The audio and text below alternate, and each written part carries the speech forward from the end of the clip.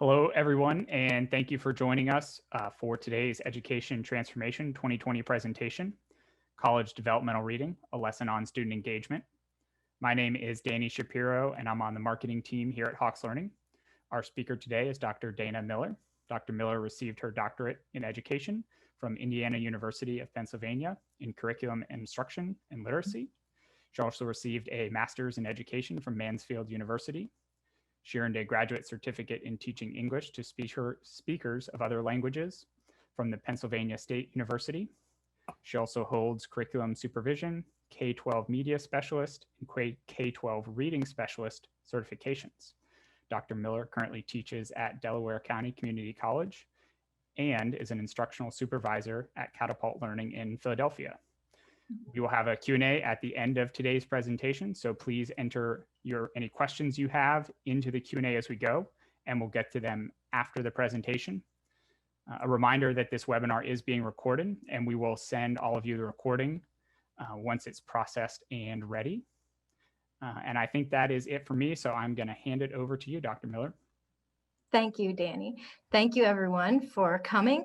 And as Danny said, my session is entitled College Developmental Reading, a sample lesson on student engagement. And so one of the first things that I would like everyone to do is to place in the chat box a few words. How do you know that students are engaged in learning? And I just would like you to place your answer in the chat box, but don't hit return yet. And this is one of the strategies that I use with my own students. Whenever we are teaching and learning virtually and we want to use the chat box, there is occasion when a few students will answer in the chat, and then the rest of the class will see those answers.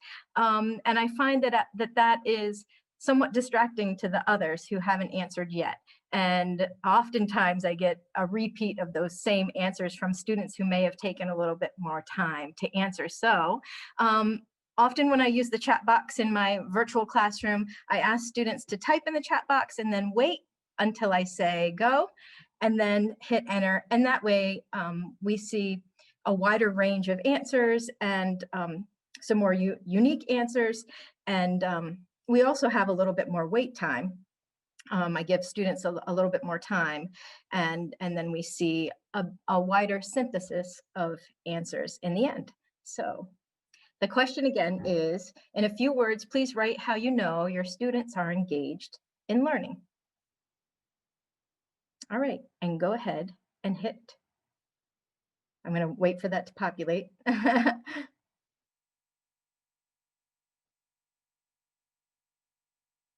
All right.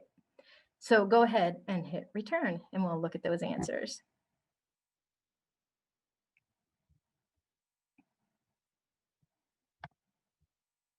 Okay. So students talking to each other, asking informed questions, right? They answer when I ask a question. Good. They use body language, showing that they understand, maybe nodding. And they're applying concepts in different ways. They're excited about the learning, and they ask questions. Oops, let me go back. Okay, so there are lots of ways that we can determine whether or not our students are engaged in the learning. And I like to think that students nodding are a good indication that they're engaged. I also like to think that students answering questions, that's a good indication that they're engaged, or asking questions, but it's not always the case. And I think that the biggest indicator of engagement is whether or not the students can independently do the work at the end of the lesson, right? Have they understood enough that they've comprehended what they're supposed to via the lesson, so that they can independently show that learning? And that really demonstrates engagement. And so some of the ways that we can engage students are not just virtual ways of engagement, although those are all very important, right? Having students use the chat box, having students go into breakout rooms, right? Discussing with one another, all of those pieces are things that we had to very quickly learn how to use when we switched to the virtual world almost entirely. And they're all very important, but there are many, many tried and true ways of ensuring student understanding and engagement. And so a blend of all of these things I've found in my own personal classroom have really made a recipe for success for my students. So what I would like to do tonight is I would like to just explain one lesson where I've taken all of these tried and true researched foundational educational methods and put them all together for a recipe of success. So some of the things that I do in my classroom when I'm planning a lesson is I teach with the end in mind. And this is not anything new. None of these ideas are my own ideas. These are things that I've read about and applied over the years of my teaching career. So teaching with the end in mind is very important when you're looking at the objectives, first of all, and knowing where you want your students to end up. What is the actual goal for your students, and making sure you're cognizant of that in the beginning, especially while you're planning the lesson. Also, scaffolding by using mentor text. As educators, we do know that scaffolding is very important in having those stair steps for students to incrementally reach their goals. One of the ways that I have started doing more scaffolding in my developmental reading classes is by using mentor text. And I just learned about mentor texts probably about 5 years ago. And even in my college developmental classroom, I found that using them is extremely advantageous. So I'll talk about that a little bit in the lesson. And also using think aloud. So exploding your thoughts as a teacher, especially with reading. I find that a lot of students think that just reading is out of grasp for them. It's not within their realm of possibility being a good reader, especially my developmental students. And they've been told for many years that they're struggling readers. And it's difficult to understand reading because good readers, it seems to them, just get it, right? But when you think aloud as a teacher, you're exploding those thoughts, right? What are some of the things that readers do? And so using prediction techniques and questioning techniques as a teacher while I'm modeling reading for my students has been invaluable. And just showing them that metacognition when reading breaks down, what you can do to get back on track. So metacognition obviously goes hand in hand with thinking aloud. I know that a lot of my students in the past thought that good readers are readers who read quickly. And I always try to make it a point to let them know that good readers slow down and reread when they notice, when they're metacognitive, when they're noticing that their understanding is breaking down and their comprehension is not where it should be. Good readers are the ones who stop and go back and reread. And that's a sign of a good reader. Spiraling is also something that I've found mixing that in helps with my recipe for success. So going back to previously learned concepts and tying those into new concepts, and incorporating movement, which is sometimes difficult in the virtual world, but incorporating movement can be done virtually as well. So I'll talk about that. And also giving recognition, especially in my developmental class, giving recognition is an important piece of keeping students engaged and making sure that they get to that end goal. So teaching with the end in mind, not a new concept. So in this particular lesson that I'm going to share with you, I first needed to determine the overarching questions for my course, and those were the competencies. And so two of the overarching questions for my developmental reading class were, how can I better understand what I've read? One of the competencies. And how can I relate to and make connections to what I've read? And some of those connections are text to self, text to text, and text to world. And so when you have these competencies and when you know what these goals are, then you sometimes just have to be creative as an instructor. So my idea was to craft a lesson that maybe incorporated more than one competency. And so that's what I did for this particular lesson. And I decided that I was going to teach a lesson on determining a theme of a text, how to determine a theme of a text and analyze its development over the course of a text. And if I could instruct and lead my students through that process, then that would speak to both of these overarching questions, both of these competencies for my developmental reading class. Of course, if you can determine a theme of a text, then you are better understanding what you've read. You're no longer just comprehending things literally, but you are comprehending things on a more inferential level when you are determining a theme of a text. So that would speak to that first competency for my course. And then also analyzing its development over the course of the text. When we get to the end of this lesson, you'll see how I tied that into my students making connections, not only connections between the text and themselves, but the last connection there, the text to world connection, which I think is very important. Lots of times when we can determine themes in a text, those themes are universal and they are timeless and ageless, and they have no boundaries, so they can apply to our world yesterday, today, and tomorrow, and anywhere in the world. And so both of these competencies I felt were spoken to by this one lesson. If I can teach my students how to determine a theme of a text and analyze its development over the course of a text. So I was teaching with the end in mind, making sure that I would hit those competencies that I need to in this course. So one of the big things that we need to do to engage students is make sure that they are understanding along the way and making sure that we are scaffolding and using a gradual release process. This, again, is not my own idea, of course, and this is a tried and true foundational educational strategy to release information gradually. And I love this quote by John Denker. You're not Superman, and I'm not Superman either. I can't teach you how to leap tall buildings in a single bound. I can, however, show you where the stairwell is. We can get to the top one step at a time.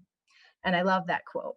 And John Denker is, he teaches physics, and he uses this scaffolding and gradual release process. And I'm pretty sure that this stairwell that he's talking about, in my mind, it's a spiral staircase, right? Not only are we asking students to step up this stairwell incrementally together so that we can get to the top, but we're also asking them to link back and think back to previous lessons. So we're spiraling back to those things that they've already learned and giving those previous lessons value as we incorporate them into future lessons and the current lesson. So how do I use this scaffolding method and gradual release to make sure that my students get to that end goal? I'm teaching with the end in mind. How do I make sure that I reach those competencies with my students? Well, one of the things that I have done in many of my lessons is use a scaffolding tool called mentor texts. So for this particular lesson that I was teaching in my developmental reading class, I wanted my students to be able to identify possible themes over the course of their somewhat difficult text called The Soloist, a novel. And so not only was the text difficult for them, but also it's a lengthy text. So I wanted to make sure that students were able to grasp this competency about theme. So instead of throwing them into a very difficult text initially, I decided to start with a mentor text. And so the mentor text that I chose is a very popular, iconic children's book called The Giving Tree by Shel Silverstein. And many of you have probably read this text, but we are going to listen to it again tonight. So the scaffolding tool that I used was this mentor text. And by using text with a reduced cognitive load, the students could focus on identifying thematic patterns first, rather than an overall comprehension of this more difficult text. I wanted them to understand how to find a topic, look at patterns and repetition in a text, and then by looking at those patterns and repetition, determine a theme. And if they could do that process with a mentor text, a children's book with a much lighter cognitive load, then I felt more confident that they could apply that same knowledge to a more difficult text later on in the course. So, using think alouds and metacognition. Once I chose my mentor text, and my mentor text was the giving tree, then I decided that I was going to read that mentor text aloud to my students and use some metacognition, and I was going to think aloud. Teacher think alouds model metacognition and make visible my thoughts as a reader while I read to my class. So metacognition just means thinking about your own thinking, right? And noticing your own thinking, and noticing when your thinking and your comprehension starts to break down, right?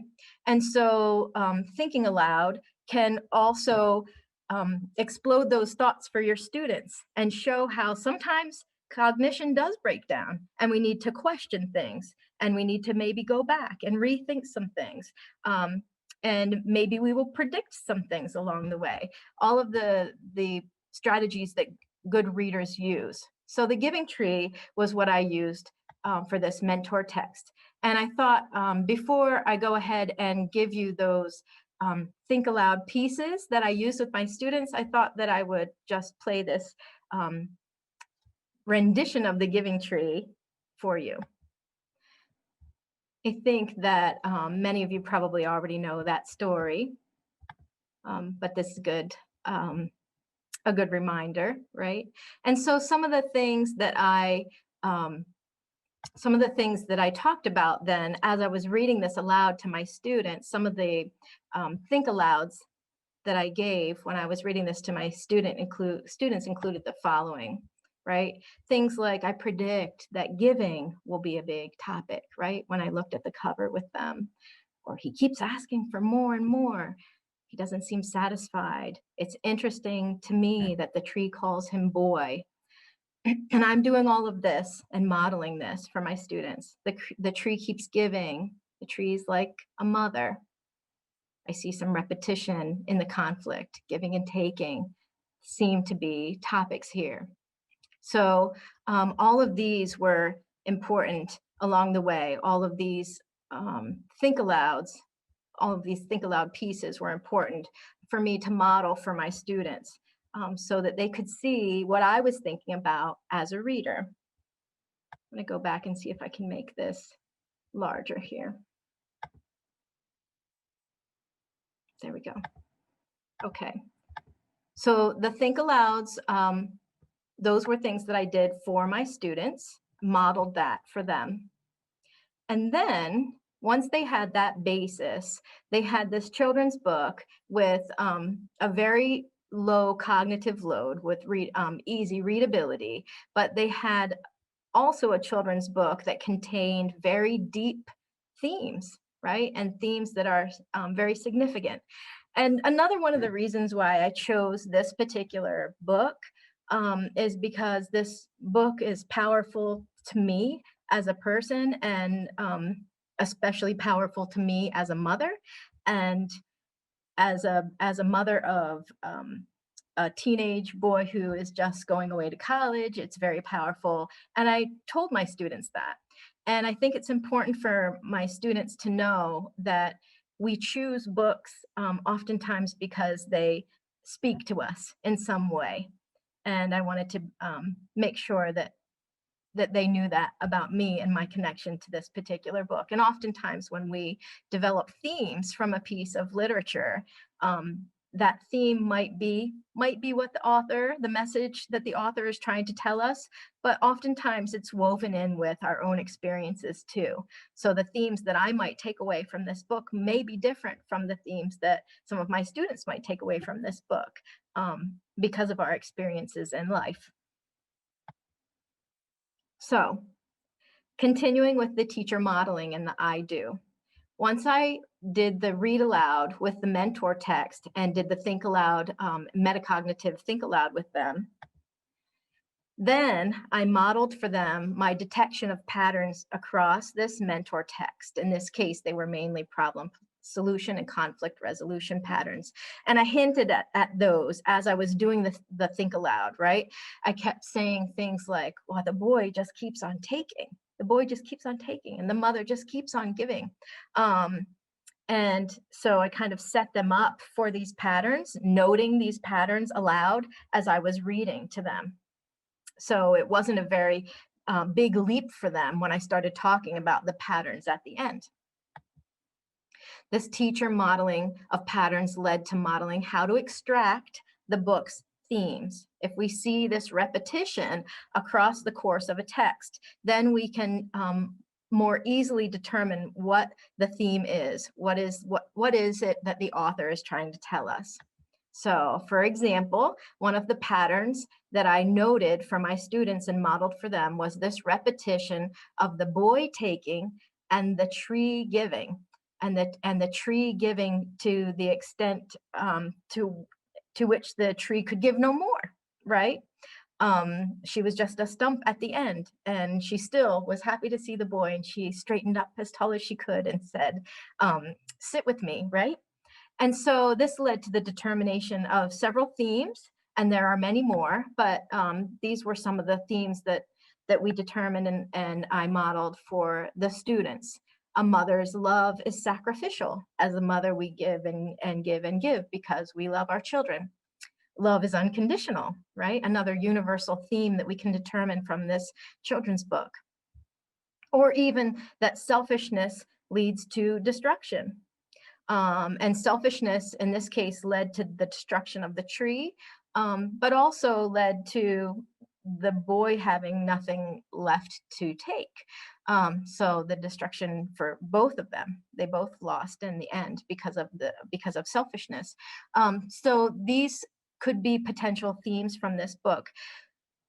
After a discussion, after I modeled with my students, we came up with other themes as well, and themes that they saw in this book. And, you know, we talked about how the tree is a mother-like figure in this book, and she refers to the boy as boy throughout, even as he grows into an adult and an old man at the end. She still refers to him as boy. And we talked about how the tree could refer to Mother Nature, not just a mother and a child, but Mother Nature and humankind and humanity, and the naivete of humankind, and how they destroy the natural world until there's nothing left for the natural world to give. So there are layers of themes depending on your outside experience and what you bring to the book as well. So that was the teacher modeling I do. After that point, then I would practice with the students some more. And so what I thought would be fun for all of us would be to practice with another text. So I'm going to give you another mentor text right now.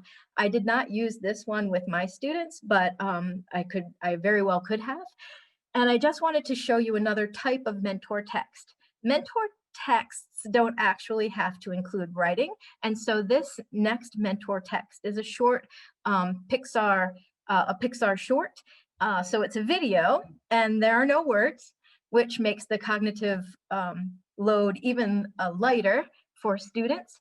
But also I wanted you to see how you can do the same thing with a text like a short video. And I found that this one, La Luna, could be used to discuss symbolism and also to discuss theme. So I'm going to play this, La Luna, and I want you to think about two things while you're watching it. It's very short, but I want you to see if you can determine some patterns in this text.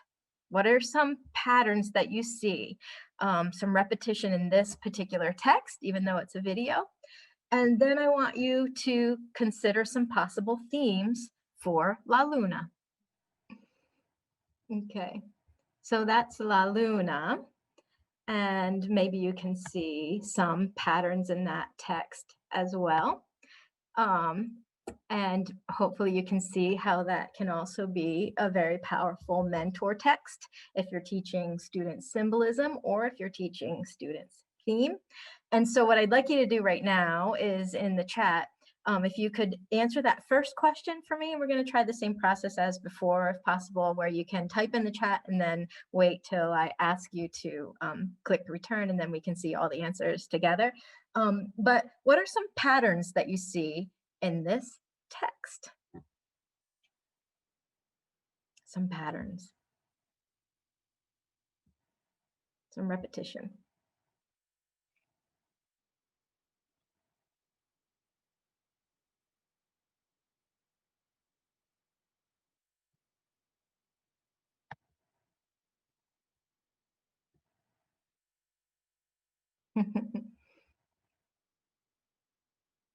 Yeah, go ahead and click return.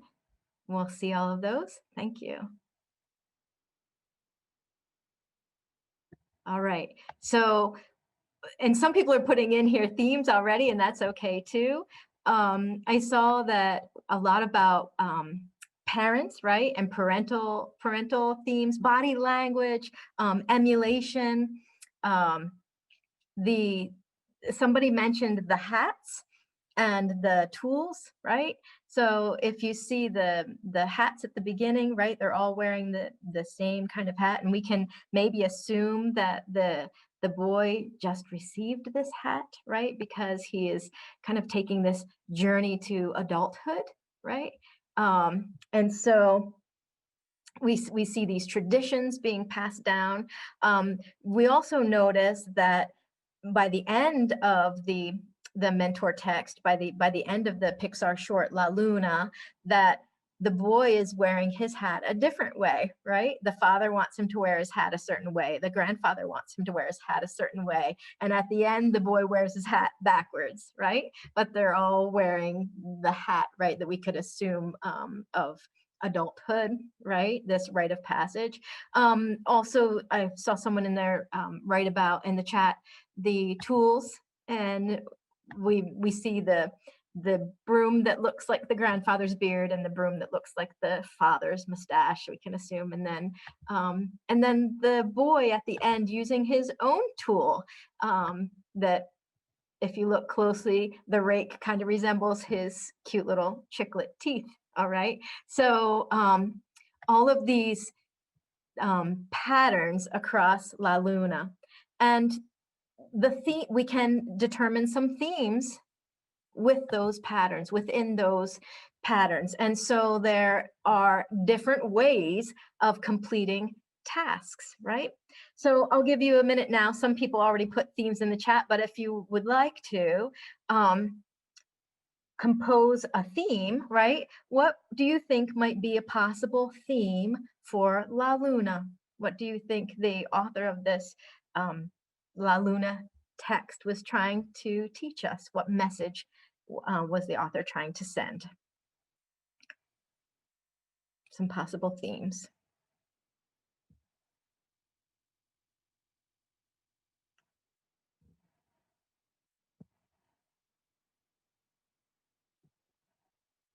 You can go ahead and click return.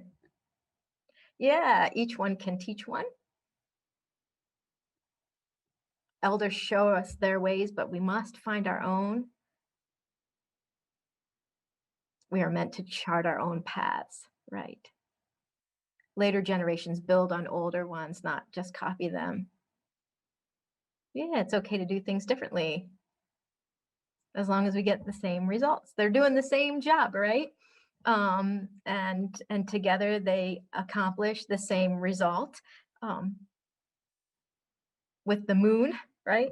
But individuality is important, and original thought is important, and tradition is also important, and responsibility is important. But we shouldn't be so stuck in tradition that we can't find new ways to accomplish the same goals, right? And they do it all together, this family unity. Good.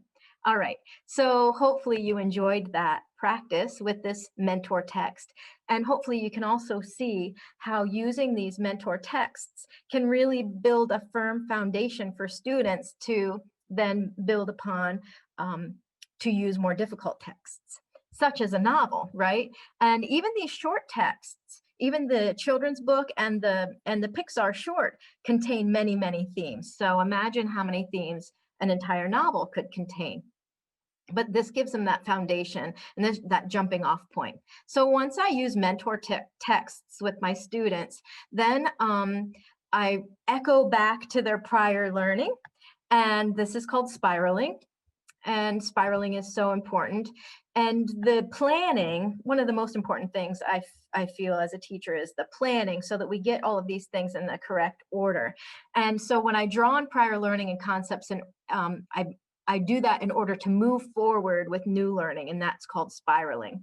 Earlier in the semester, before I started teaching The Soloist and before I started teaching anything about theme, we studied nonfiction text earlier in the semester. And so when we studied nonfiction text, we studied how to identify topics and main ideas. And we did use the same process, right? We picked out topics for nonfiction text. We said, what is this passage mainly about? That's the topic. And then we would ask ourselves, what is the author trying to tell us about this topic? And how do we know what the author's trying to tell us about this topic? Well, we looked for repetition. We looked for repetition. We also looked for repetition just to determine the topic, right? And so we looked for patterns when we looked at nonfiction text. So that sort of process was not new for my students. I would say to them, remember when we looked at nonfiction text and we looked for topics and main ideas? Now that's the same thing, only we're looking at a fictional text and we're looking at topics in a fictional text. And instead of calling a main idea in fiction, now we're calling it theme, but it's really the same thing. What is the author trying to tell us about that topic? If it's in a fictional text, it's called a theme. If it's in a nonfiction text, it's called a topic. So I reminded them that, guess what? We already did this. And that, I think, made them feel a little bit more secure in their task. We also annotated texts earlier in the semester. And so as I was going through and doing the think aloud with the children's book, those ideas, those things like questioning and predicting and connecting, they were not new ideas to my students, because we had already learned about how to annotate texts and what are some of the things that you would write in your annotations. And then also earlier in the semester, we talked about making inferences, which is foundational, right? We absolutely need to know how to make inferences if we are going to determine themes, because we have to connect the dots in order to determine themes. The author's not going to come right out and tell us this is the theme. So, and I also used, interestingly enough, I also used a Pixar short when I taught inferences. There's another Pixar short called Pigeon Impossible, and maybe you've seen that one, which is great for teaching inferential thinking with a low cognitive load to get them used to making inferences. So with all of that, it's just a reminder when you're spiraling that these foundational skills are prerequisites for later course competencies. And the order of the presentation is so important, and spiraling back to them is crucial. Just making these echoes in your students' mind, reminding them of what they already know and what they can build upon for later learning. So after all of that, then, I did some more gradual release with We Do. So I went to the more difficult text, which is where I want to get to eventually, right? But now they have all of these tools in their toolboxes that they can use to determine themes. So I went back to the soloist, and with support, I had students apply the same skills to this more challenging text. First, we identified topics together in groups, and this was fairly simple. We could come up with a list fairly easily before we even started reading it, just by looking at the title. The cover of the book says "A Lost Dream, An Unlikely Friendship, and the Redemptive Power of Music." So if we were to surmise what some of the topics were, we could get a few topics just from the cover of the book, right? Friendship and music. And then it doesn't take very many chapters into the book to realize that this book is also talking about the topic of homelessness and the topic of mental illness. The main character is a musician and also a mentally ill homeless man. After we read more and more chapters, we came up with some additional topics like chaos and self-actualization and love. And so then after we came up with topics, I would ask the students, based on their sections of reading, to locate several quotes from the novel that connected to these topics. And then we made some lists. And we did this together. So this is the we do, the gradual release. They were still not doing this independently. They were doing this with their group members. And then we moved easily to incorporating movement. Now, when we're in the physical classroom, this is much easier, but it can also be accomplished in the virtual classroom by moving students into breakout rooms for different topics. But this is an example of one of the big Post-it notes that I had hanging on the room, and I had one for every single topic. So I had a big Post-it note that said love at the top, and one that said homelessness, and one that said victimization, and one that said music, right? And one that said self-actualization. And as we went through the reading, we would have time during class where the students would take their group quotes, and I would ask them to record them around the room. So I placed these large posters around the room, and the posters had the headings, which were topics written on the top. I marked and highlighted their best work from their submitted practice quotes. So for homework, and this is an important piece, when I asked them to find quotes in their group, I asked them to submit them prior to the next class period. And so I would go through them ahead of time, and I told them I would highlight their best work. So the quotes that very easily connected to the topics were the ones that I would highlight, and I made sure that every group had at least one highlighted quote. And so then when I asked the students to get up and move around the room and record these, that I asked them to record their best work, which gave them a lot of confidence and when they were recording the quotes on the posters around the room. And they could do the same thing in a virtual breakout room. So this led into another very important piece for student engagement and ensuring student learning overall, which is giving praise. And it made it easy for me to give praise that was valid praise, right? It's not just praising everyone all the time. I publicly gave feedback to my students for their volunteered responses, and it was valid. This feedback was oral and specific.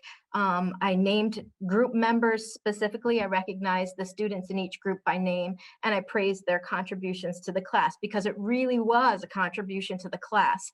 When we were all done with this process, which took many weeks to complete, because it took us many weeks to read the novel, but at the end of this entire process, we had lists and lists and lists of quotes that went along with every single topic for all students to see and use and read while they were trying to determine their own themes to write about. And so many students in my developmental class were not accustomed to this specific praise because it was a developmental class. And I found that it really bolstered their confidence. And as the weeks went on, they were more and more excited to offer their contributions to the class as a whole. So finally, the we do leads to the you do. For each poster, we now had a discussion and a cooperative effort that involved detecting patterns across their quotes. What are all these quotes about love, saying? Is there a common thread? We would read all of the quotes and then try to link those quotes together and try to figure out what Lopez, the author, is trying to tell us specifically about love. What is it that he wants us to learn about love? Or what is it that he wants us to learn about relationships or homelessness or mental illness or self-actualization, etc.? So I use this lesson as an incremental step in the process of recognizing patterns in increasingly challenging literature, and then the students supported each other in a cooperative, low-stakes manner while exploring their own pattern observations, and they were not afraid to offer their own inferences and offer their opinions of themes, because they knew they had this foundation and everything that was included around them was all relevant knowledge. At the very end of the lesson, I always try to revisit the beginning, right? So revisiting teaching with the end in mind. We need to make sure that we've met those objectives. So the last part of this lesson and the last part of the semester is a final project. And so what do? I take all of those pieces that we worked so hard on for the bulk of the semester, and I ask them to write an essay titled The Soloist: An Analysis of Theme. They each have to write about a theme that they've determined from this process. The students then used a graphic organizer to document their pattern discoveries across the text, and it eventually led to them locating additional patterns in the soloist in the coming weeks and inferring themes on their own. They used these independent inferences for their final project, where they made connections between a theme in the novel and then to a contemporary event. After they understood theme, then they could connect it to a contemporary event, which is a text-to-world connection. And then ultimately, both of those competencies were met in the class. And I could say that my students were genuinely engaged. So one of the things that I did want to reiterate, that none of these ideas were my own, right? This is all just based on years and years and years of educational research. So this is where you can find more information on all of these things, teaching with the end in mind, using mentor text. Lisa Patrick, phenomenal professor at The Ohio State University. She actually spoke at an in-service at a district where I used to work, and she's a great resource. Thinking Aloud, Reading for Understanding, Reading Apprenticeship, if you've ever heard of that, teacher modeling, scaffolding and gradual release, spiraling, incorporating movement, and giving recognition. So thank you very much. And I guess maybe now we'll go for questions. Right. Sorry, that ran a little over. No problem. Thank you so much, Dr. Miller. That was great. I know I enjoyed watching those videos along with the audience, a little something different. Good. So please go ahead and jump into the Q&A box if you do have questions for Dr. Miller. Thank you, Maria, for jumping in. You've been going throughout and asking lots of questions. Not to put you on the spot, but can you tell us your definition of what a mentor text is? Maria mentioned this was a new idea. She wasn't as familiar with it, and I know you've explained it as you've gone, but I thought that would help tie things together. Sure. Yeah. So my understanding of a mentor text is a text that has a lower cognitive load, right? Like a children's book, something that is easier for students to understand, that still would teach the same concepts. So, you know, if you go into a classroom and you ask the professor or the teacher, what are you teaching today? The teacher's not going to say, I'm teaching the soloist, right? You're not teaching the soloist. What specific skills and competencies are you teaching? So if we can find a text that can teach those same competencies, like what is a theme, what is symbolism, for example, what is irony, and we can use a mentor text which will help with that particular competency, that skill, and then they can take that skill and apply it to something more difficult. I hope that answers your question. Thank you. And staying on mentor texts, can you suggest a few other resources where instructors can learn more about mentor texts? Well, And how do go you ahead. determine which ones to use? Well, you know, a quick Google search of mentor texts will give you many articles, really, honestly. And I follow Lisa Patrick on Pinterest, and she has mentor text boards, boards full of mentor texts that are labeled for different areas. And so those are just two places. I'm sure that there are many, many others that I haven't mentioned.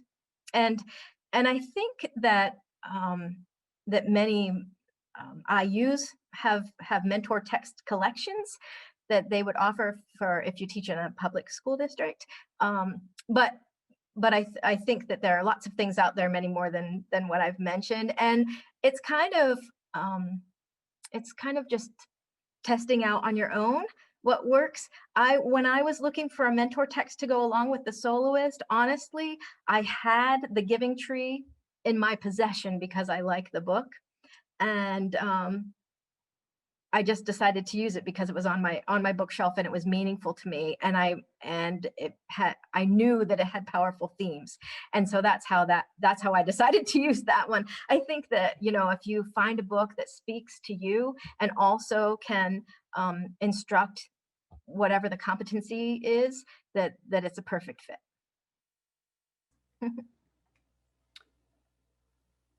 One other definition that the audience is hoping you can give us is for spiraling. And the instructor mentioned that was a new term for them. Okay, so yeah, spiraling is when you teach something earlier and then you go back, right? And you connect to that and mention it and incorporate it in new learning. So a lot of times I think of spiraling as having like cognitive Velcro. You know, we know what Velcro is, right? If we can layer our students' brains with some Velcro and then we can attach new things to it. So if they have that initial foundational knowledge, we can go back and spiral back to that, revisit it, echo it, and new learning, and attach new learning to that Velcro, that cognitive Velcro in the brains. Yeah, a lot of people are asking about the soloist. So I know I said a novel, but it is a true story. So narrative nonfiction would be the better term for that. Thank you for noticing that. Yeah, you're right. Thank you. Yeah, you're jumping ahead. That's great. The one other question I see that we have left from the audience so far is, can you talk a little bit more about graphic organizer? Oh, yes. So the graphic organizer that I used with this particular class had them break down their determination of theme by choosing 3 of the most influential quotes that they could find, like the ones that had a common thread. They might be looking at that big poster and they would find 3 that really had some commonality. And so the graphic organizer is just a way for them to organize their thoughts on a piece of paper before they put them into an actual essay, and maybe putting those quotes one after the next and looking at them in succession, maybe finding the one that is most powerful and putting that one at the end, and showing how the topic, maybe the topic of relationships, right? So the graphic organizer would have a spot for the topic at the top, and then it would have a spot for 3 quotes in the middle, and then a spot for theme at the end. And it would show them it would represent more visually for them that a topic connects to quotes, which leads to a theme. It's just a visual representation of some organization before you get to the writing. And I see another question in here about the mentor texts and asking how you present those to students. So do you explain that these are sort of lower level texts or videos that will then lead to upper level analysis? The instructor seemed concerned about presenting that to just to developmental level students without sort of some explanation of how that will develop. Yes, and you know, I don't call them lower level texts, right, that lead to upper level texts.